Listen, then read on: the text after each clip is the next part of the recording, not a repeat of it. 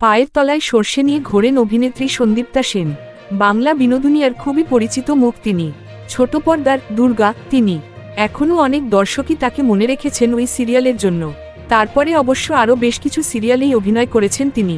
তবে সন্দীপ্তা বিশেষ জনপ্রিয়তা পেয়েছেন ওয়েব সিরিজ থেকে।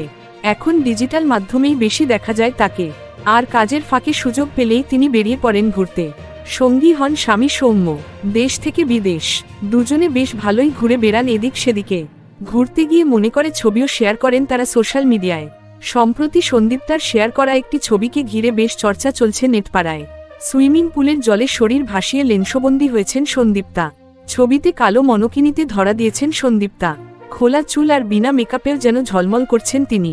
ইনফিনিটি পুলের বাইরে দূরে দেখা যাচ্ছে সমুদ্র আর পাহাড়ের ল্যান্ডস্কেপ, সঙ্গে আকাশ ছোঁয়া নারকেল গাছ। নেটিজেনদের ধন্দে না রেখে জায়গার নামও ফাঁস করে দিয়েছেন Sandipta.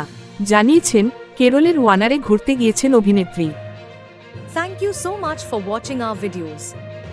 Please do like, share and subscribe our channel.